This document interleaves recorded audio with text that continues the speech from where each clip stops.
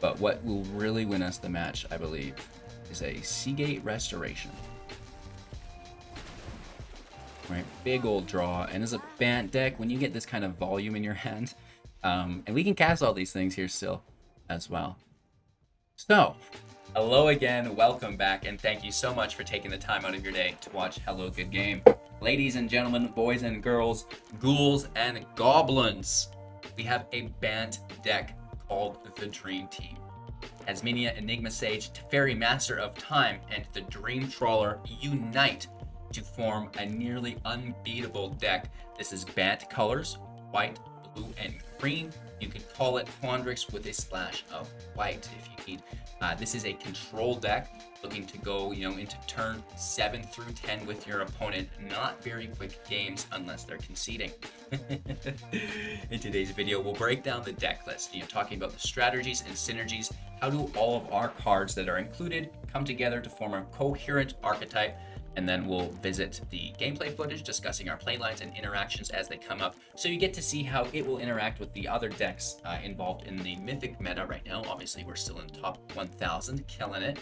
And then we wrap up with our final thoughts, deck review, and suggestions for the deck moving forward. So again, thank you so much for taking an interest in the channel. Make sure to check out the link tree for all of our contests, giveaways, the Discord community. We have tournaments that are free entry cash prize as well, and all of our affiliate links if you want to support the channel as well can be found there in the description, or easily Google Hello Good Game to find out more. Let's get into it, break it down. 60 cards, best of 1 standard, with an average of 4.3 within our mana curve. 32 non-creatures, 6 creatures, like I said, with a heavy, it's not even a heavy Quandrix split. It's more like a mono blue deck with a Selesnya side dressing. 22 lands with a fair amount of MDFCs here as well. Getting into our main strategy here within the Dream Team, we should introduce the stars of the show.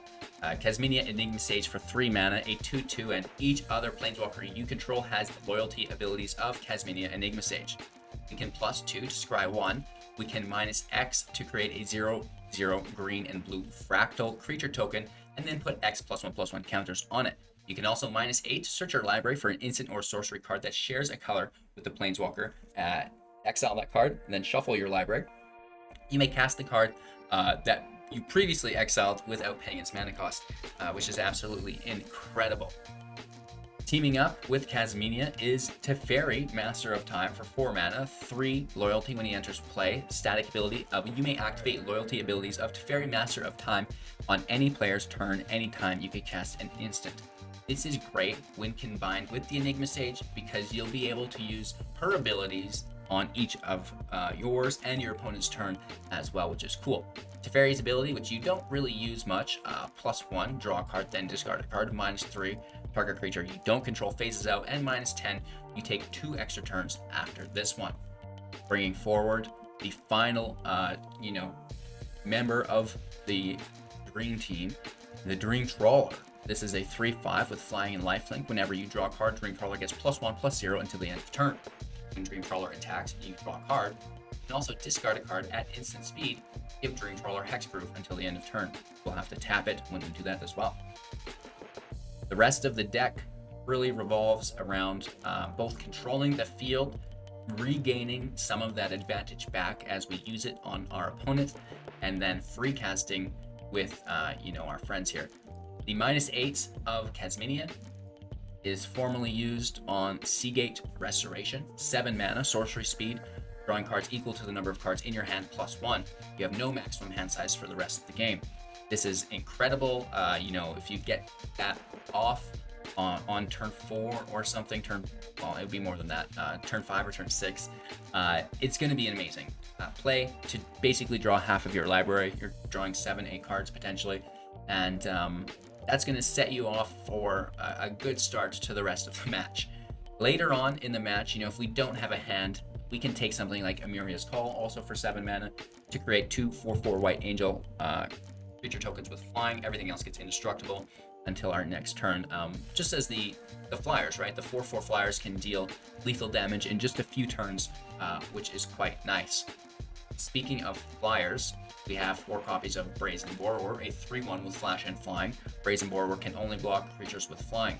At a certain point in the match, we will switch from control and value, accumulation into a more aggressive deck, where we're playing Brazen Borrower as the flash flyer, attacking our opponent.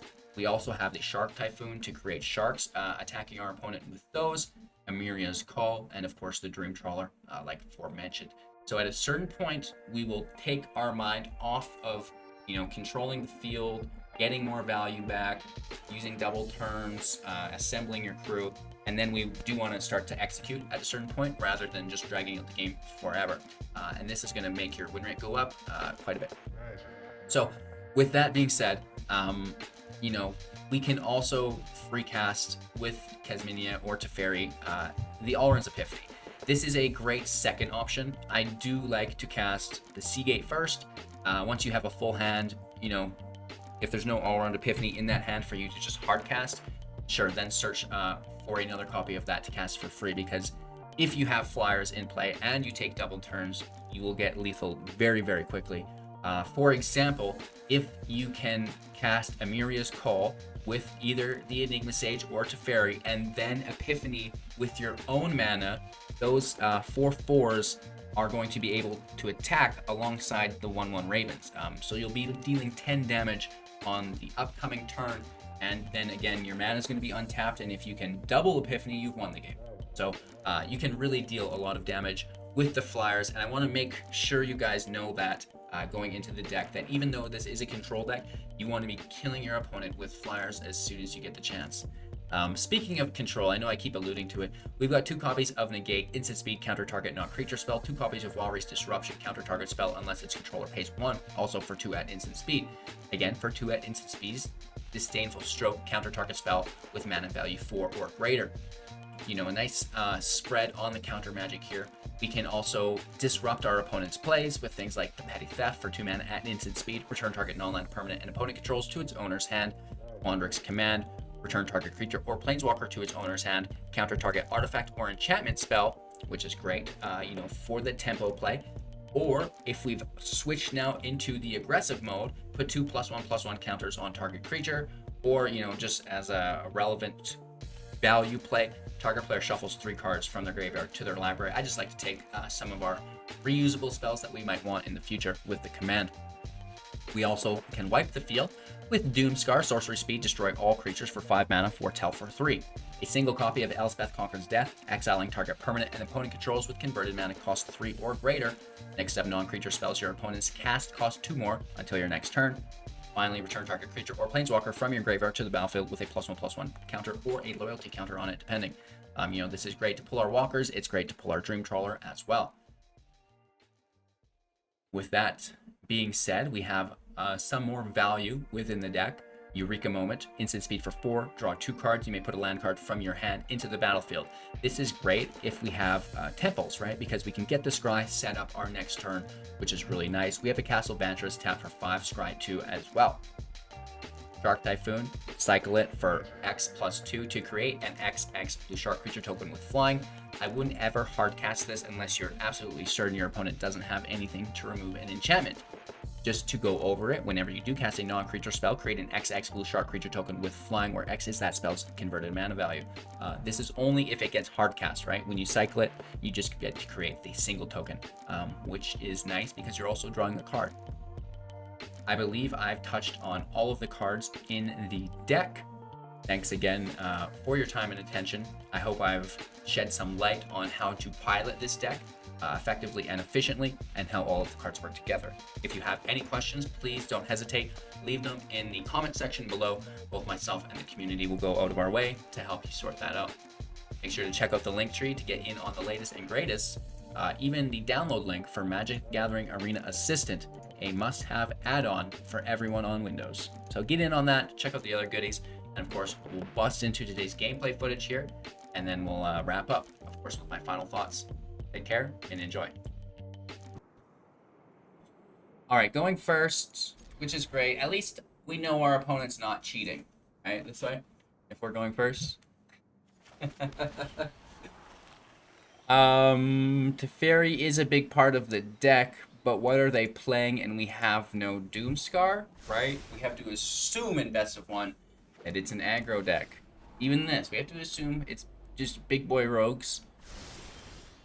Doomskar locked and loaded. Okay, so that's what I like to see. Yeah, I guess we just hold up Jwari Disruption.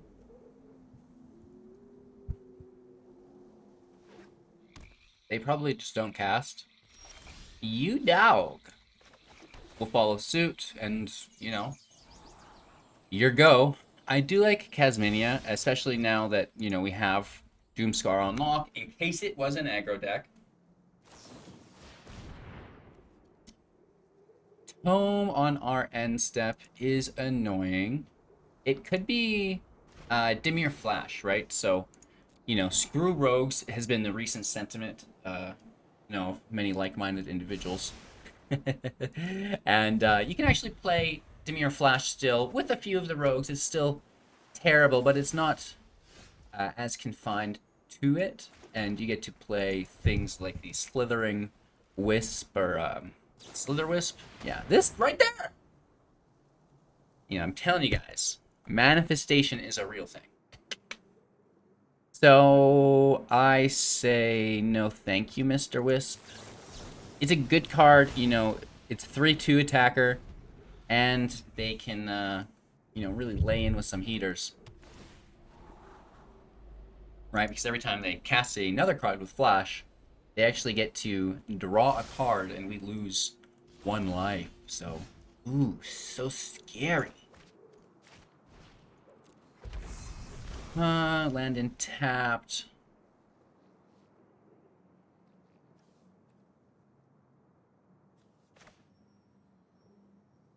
Doomskar over. You know, after seeing the Slither Wisp, I doubt there's too many non-creatures that we're super worried about. It's just going to be more creatures with Flash, right?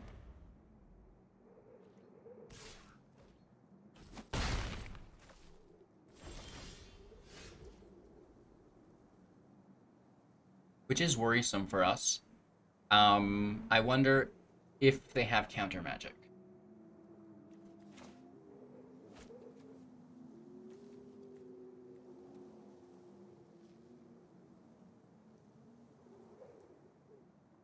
Let's pass our turn.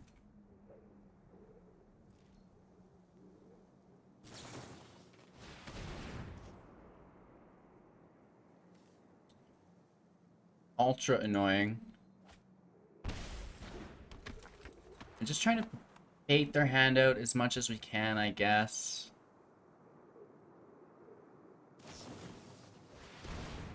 Tasmania would have got thrashed by these rogues. Still playing cards I hate, don't get me wrong, but it's cooler than regular rogues. We have to at least give them that. You know what I mean? There is some credit deserved here. At least for, you know, taking the courage to be trying to play Slither Wisp within your rogue deck. I like it. I do not like this, though.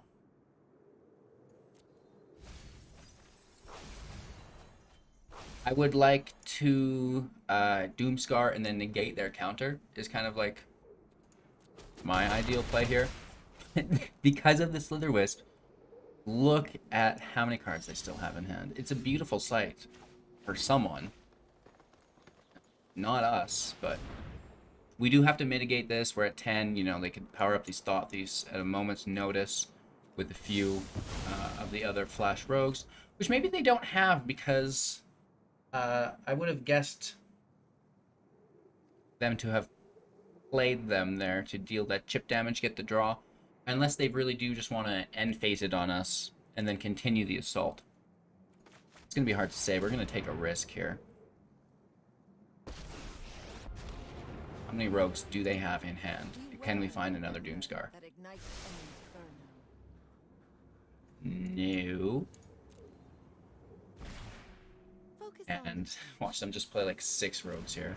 Or Dimir Flash Creatures is the more appropriate phrasing within this deck, right? So Slither Wisp, back out, you know. Enforcers up. They deal massive chip damage to us. You know, only needing to cast 3 spells with Flash here to win. Okay.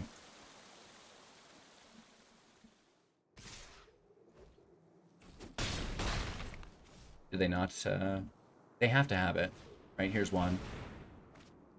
Boom. The mill's irrelevant. Without crabs, it's a lot harder to mill a deck out. But again, they can just flash out here on top of us for the win. That's you know, definitely not a field wipe. And there's no way for us to protect. From all the damage, from all the damage. I guess X equals 4.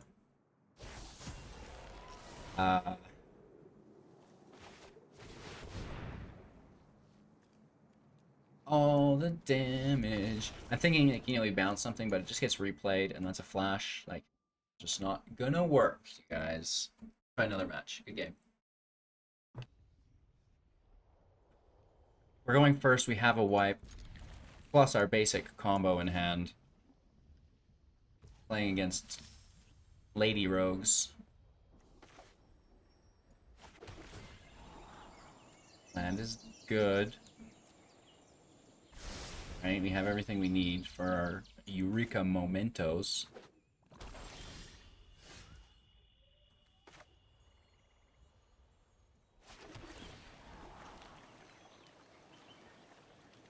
I think we just need more land. I mean, we do have the land.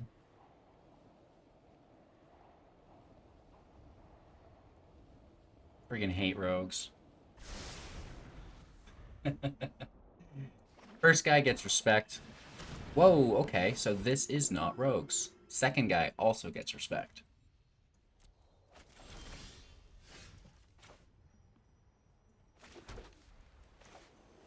The plot thickens.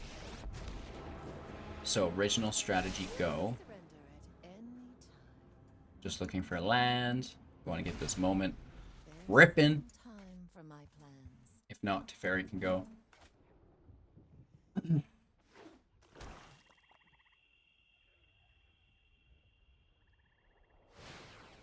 Luris over. Kasmina down to 3.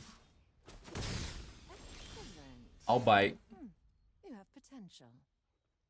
Not really. Why are you so slow?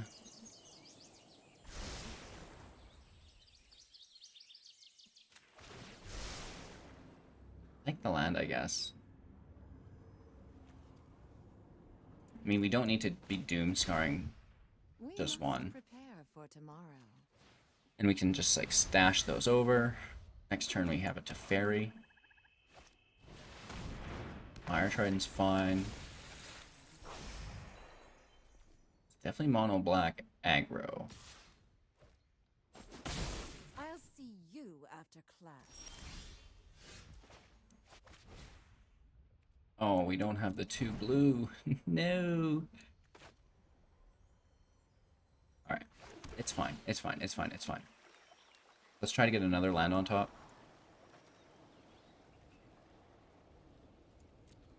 For the moment. We can cast Teferi next turn. LOL. Another stage can go. The future is not. Let's pass our turn.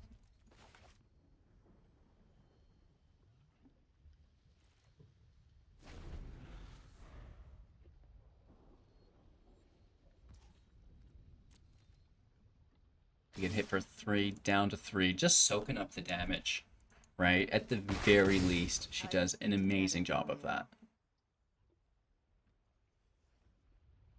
They could play Luris, get the Scorpion in rotation. Prime time for our first Doomskar, right? So that's their turn. Let's draw some cards. Oh, we even get the Scry. Nice. Ooh. Ooh! Don't mind if I do, Hugh. It's a pretty cool card. Something that typically we free cast, but I'll take it. Yup. That might be a win.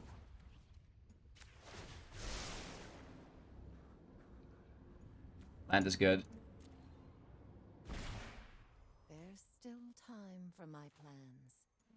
And let's get the Epiphany over. We're not going to need to cast the Doomskar immediately, I don't think. Unless they super flood the field, but it's doubtful. They do have the hand to do it, but just for them all to be 1-drops, I think is still unlikely. Oh, Luried Boo! Back in rotation, which, in all honesty, forces our hand, doesn't it?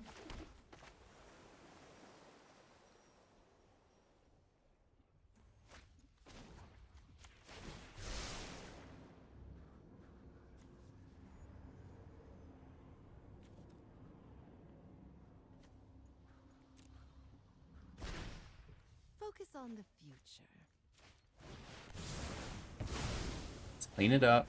Take the damage. We have counter magic. We draw more counter magic. Oh, we are 1 turn too slow. That's what I wanted the negate for. It's annoying. And I hate it.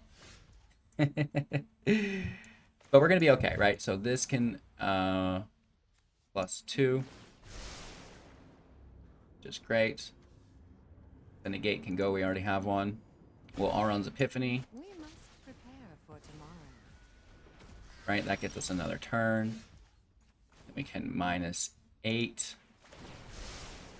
Casting now, I believe. You know, not another Alrund's Epiphany. However great that would be. But what will really win us the match, I believe, is a Seagate Restoration. Right, big old draw. And as a Bant deck, when you get this kind of volume in your hand, and we can cast all these things here still as well. So, what to do now? We should probably check their graveyard. What's being played against us? Nothing too serious. We have the crows for chump blockers. Let's start that exact same conquest now, but within Teferi's ability. Emeria's Call goes to the bottom. That's something that we free cast. The future is not Passing our turn here. Too many cards in hand. You guys can't see them all. There's a negate over here as well. Again, Teferi can +2 here.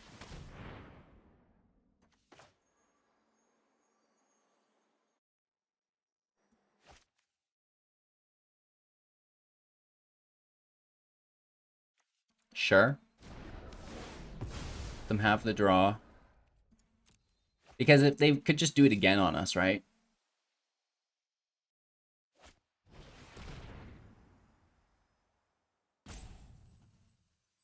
Well, now you're starting to annoy me, Frankie.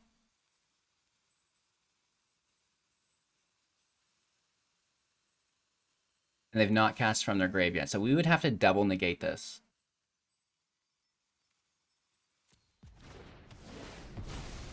Let them have their draw.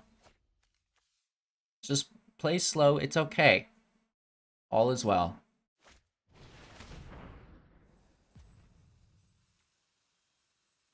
Sure.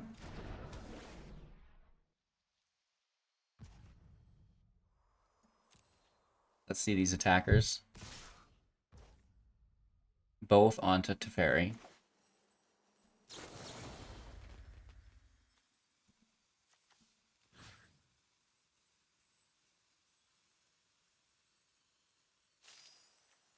Bounce the thing they can't play this turn. And then we want our 2 Doomskars back. Just to increase that draw chance for us.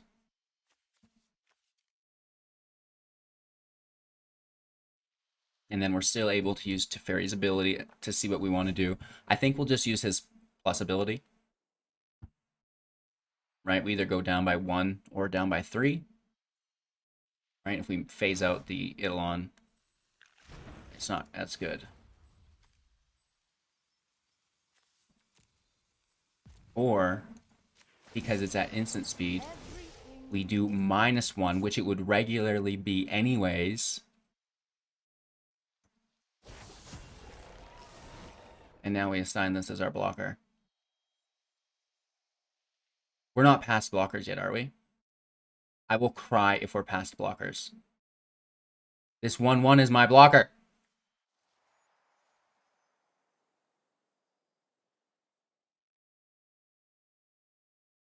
Declare attackers. Yeah, we're not at declare blockers yet. Praise the Lord. Nice, right? So they still get the draw off of it, and they could have removal on us, and they ensure it to come back. Woof. But we made it through with both our planeswalkers, right? Not too shabby.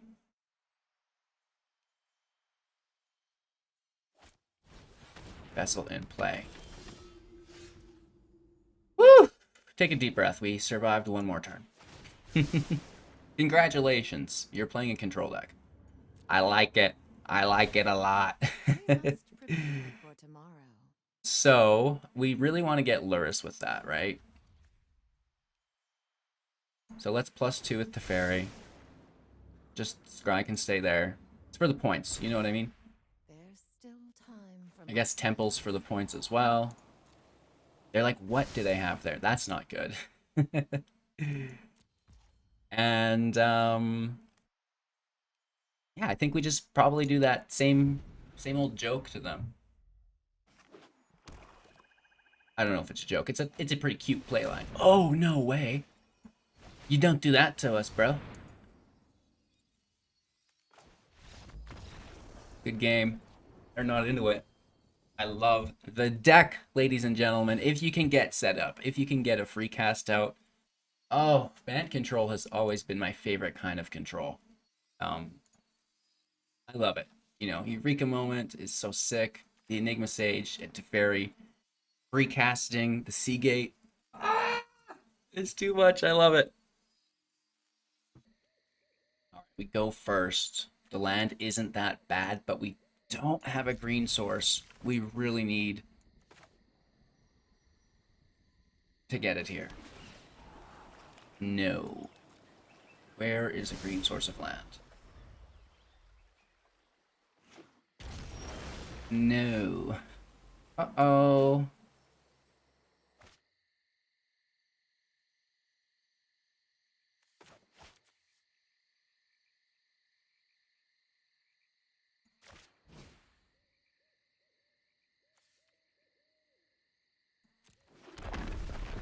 Going slow. You know, I think they'll probably not play anything here. It might be a tome, but it's probably something like this that we can't interact with. Doomskar doesn't need to be used, I don't think. So we're just going to leave it.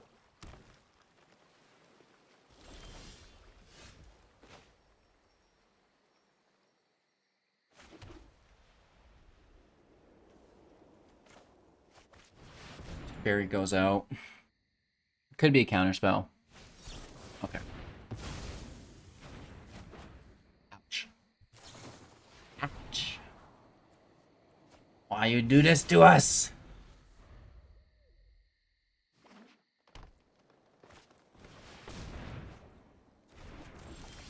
So they've got the dragon.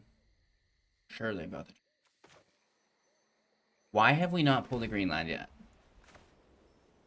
Come on, you guys. This is getting sad. There's so many of them in the deck. They must have creatures with flying, that means, right? There it is. I see you.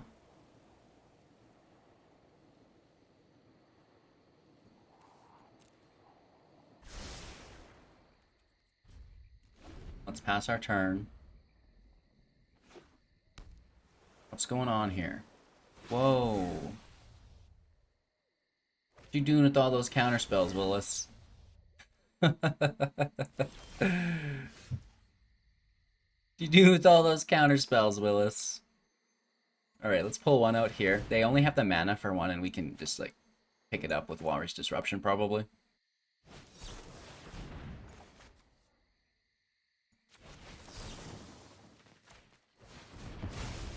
Whoa, whoa, woo-wah. It lands. You know, how long she survives for is an entirely different question. She does have some resiliency though. Hard drive full again, and a little bit of an internet interruption, but we are back. I guess it is a flash creature if we don't have to do anything. A little awkward, but we'll take it. There could be an ultimatum here, and we don't have negate up. Whoa.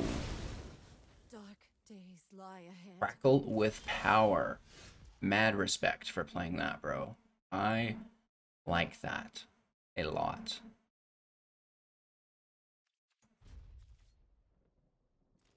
That's pretty cool.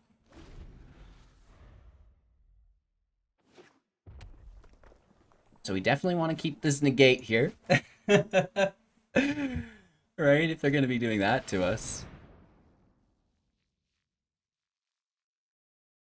They're just bringing back a counterspell.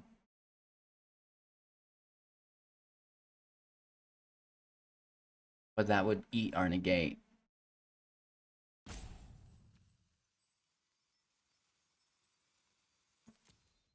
Sure.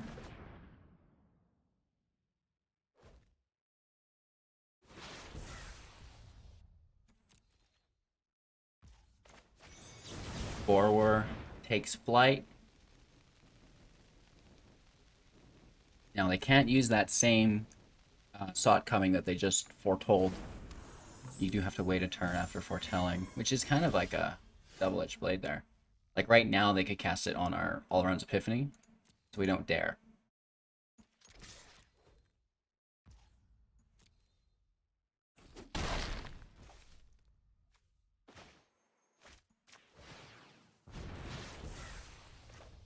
Let's show them how it feels when someone uses all their mana.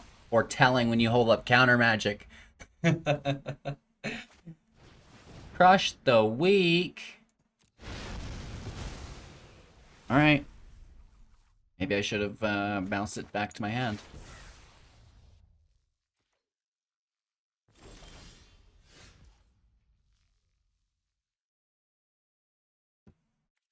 Pass our turn. Cycle Shark Typhoon. That's the attacker now.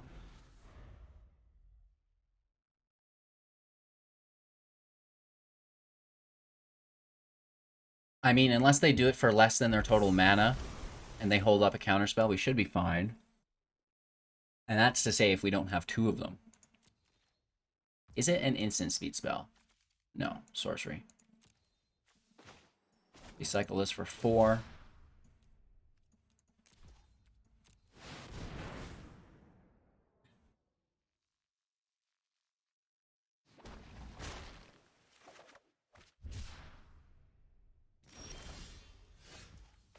Take the scry. I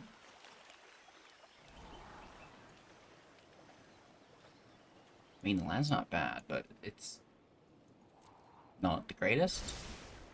Castle Ardenvale would be good in this matchup. LOL.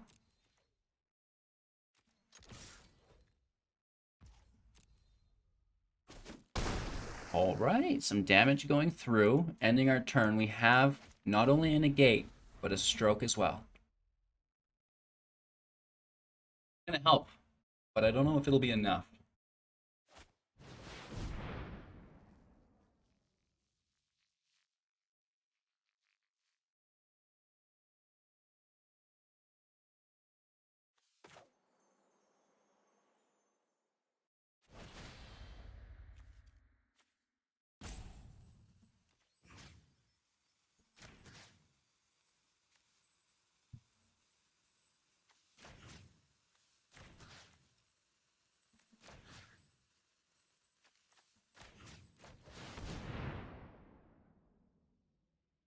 Do a little trickery do here. They can counter it.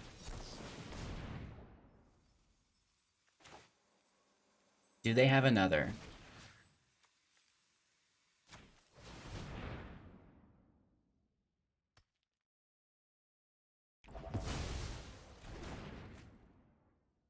They might.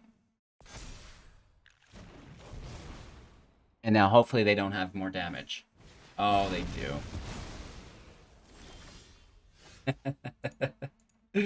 Nice.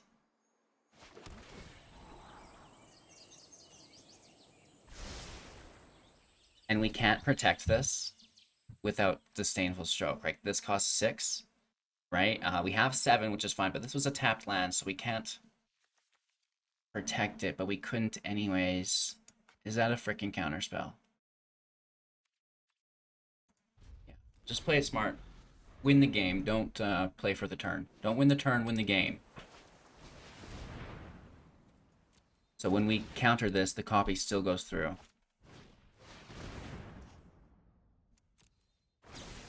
Wow, this is not good. So even though we get the copy here, the two, even though we get the counter, the 2 copies go through. Which is a little eccentric of them. LOL. We still have to go for it, though. That's my move. That's my move you're doing, bro. Whoa.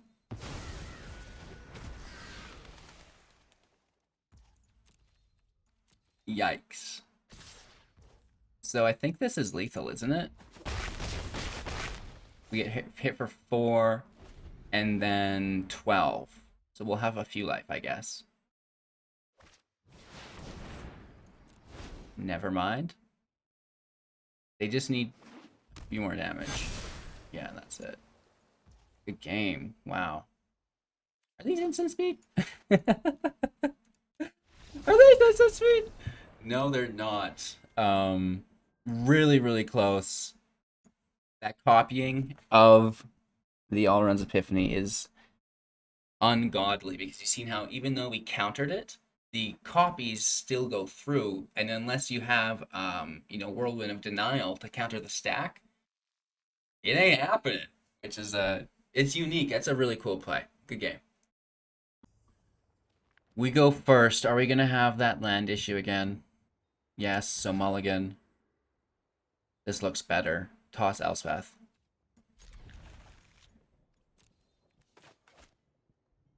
Is the exact opposite problem now, probably, where we won't find any planes.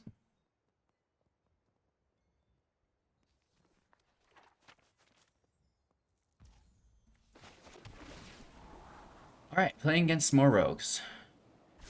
Oh no, this is Yorion. It's Ultimatum. Okay. Stroke, you're gonna do well.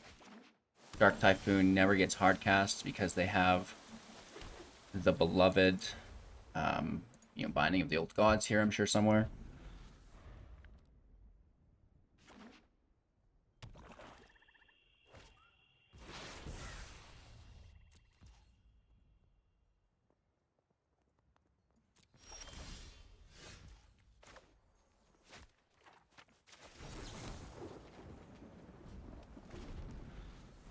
I guess we cycle the Shark Typhoon here for 0.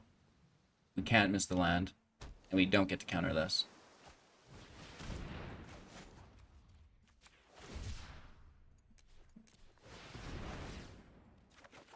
We would have pulled a land, but now we know for sure, right? Because if we didn't, it would give us another chance, and that would be important to avoid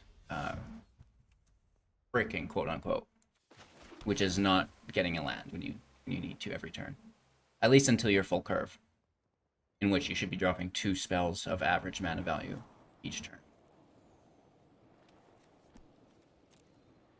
It's not important yet. Passing our turn.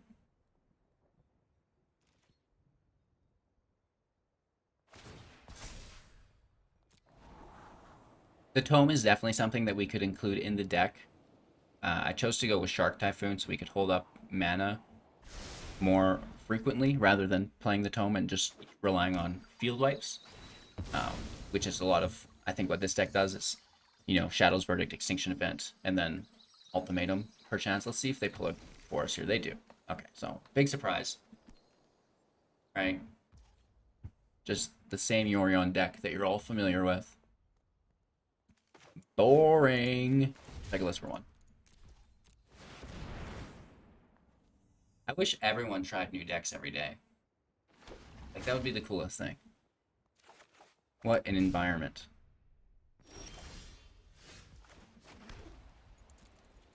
First blood coming in. And what, a fitting or suitable creature to take first blood. It's the shark. Yeah. Alright, so let's end turn. I mean, we do have Eureka Moment, which is our gas. Imagine if ultimatums were instant speed. Right? If they could cast Assault Thy Ultimatum on your end step, your tap or something. Oh, it gives me shivers.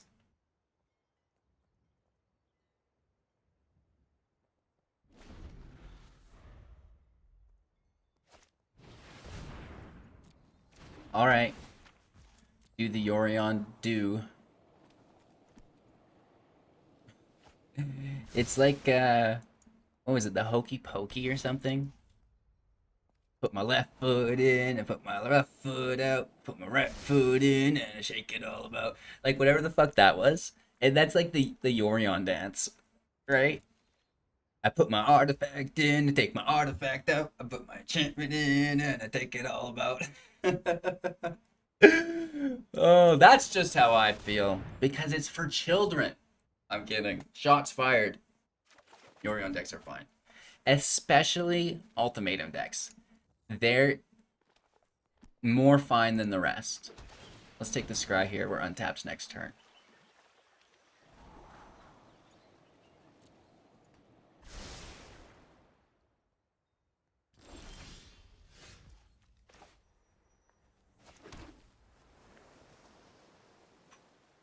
Let's take our attack. I'd love to play the Dream Trawler, but that means having to protect it. There's counter magic sitting right there.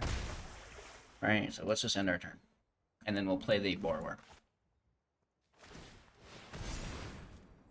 Never mind then. There probably was, but, they just chose not to cast it because they didn't need to counter, so they decided to draw it instead, right? Two of them over there. Uh-oh. And we know it's not Behold the Multiverse, so they probably would have used that. So let's just try to apply some more pressure.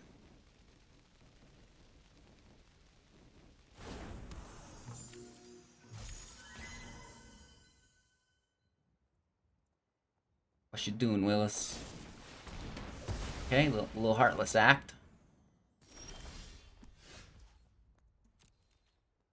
Take the hit.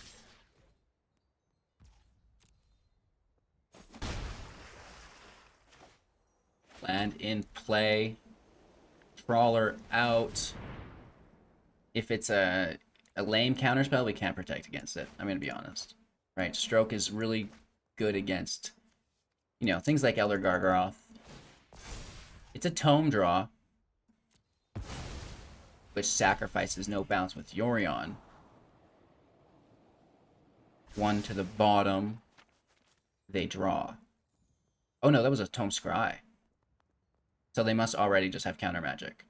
They weren't drawing for it. I don't think. Anyways, it enters play. That's good enough news for me. Since they are a control deck, Behold the Multiverse, yeah. That goes through. Right, we keep the stroke for their ultimatum.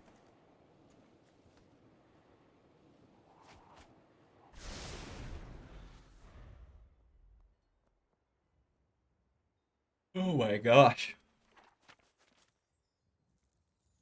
They have 6 mana, dropping to 7. I believe they need a black source. There it is. And here it comes. Assault Thy Ultimatum. Emergent Ultimatum, right?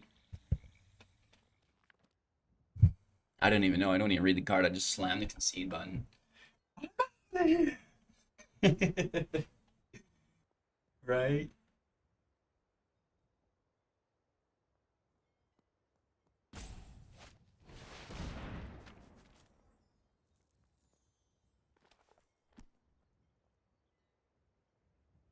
So all they can choose is Doomskar.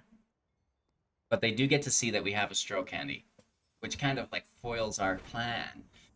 Right? They're not going to cast it if they know we can counter it, right? They'll wait until they have the counter magic available on top of it, which means we have to draw another. But Trawler should be able to do that. They're probably going to tap it down on us as well, forcing us to discard the land. Ooh. Ooh. We do have to counter this, sadly. Super duper sadly. You know what I mean? And we're relying on a draw via counterspell.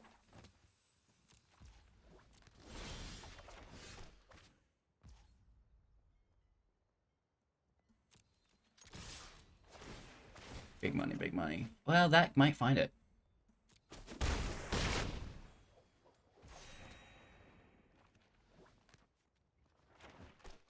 We're going to end the turn. Right, if they go for it, we have Moment into hopefully a Negate. Stroke.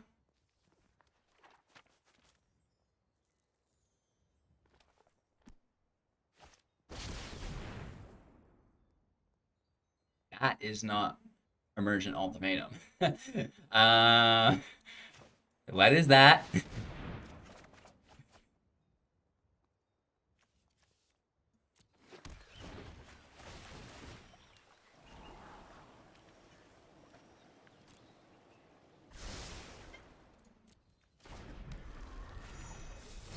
Back to your hand! All is well in the world. Our turn again. Trawler goes for an untap skis.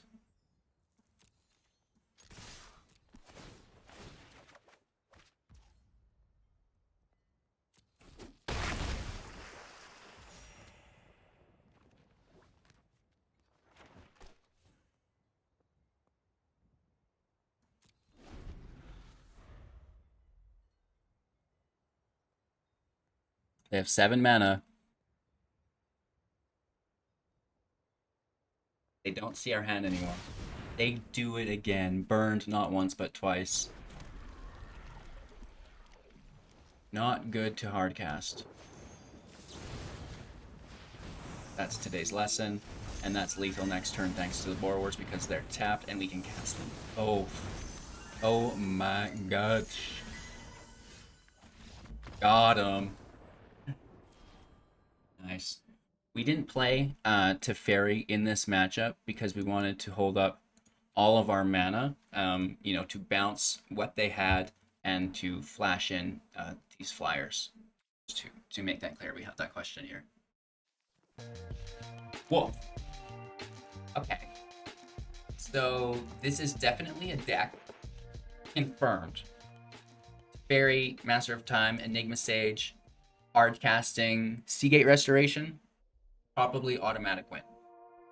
Later on, casting Emeria's Call, if you already have Alrund's Epiphany in play, right? So like, here's the setup, is you Teferi or Kasmina minus into your Seagate, you draw Alrund's Epiphany, right? You rebuff your Planeswalkers up, you minus on the other one, because there's 2 of them, right? They're both gonna do one and then the other right after if you play them on curve. The second one does Emeria's Call, and then you Alrund with your own mana on top of that, hit, another Alrund hit, win. That's the ideal play if you guys can follow that. I know I wasn't able to demonstrate it perfectly in the video, and it is hard to do these things, especially when I have a limited time. I've got to do 2 of these a day. I'm doing, like, creating these decks is one thing, never mind actually showing you the perfect play line on video in Mythic, right? These are, like, the checklist on this thing is crazy to get to high quality content, but I'm doing my best. But it is there, think about it, right? You see me right away hit the Enigma Sage. We got Seagate. Next up, Teferi's in play because we hit them one after the other. In an ideal world, boom, Teferi pulls Emeria's Call. On the next turn, we have mana open now, and then we Alrund's Epiphany on top. Hit, Alrund's Epiphany, hit lethal. Neat.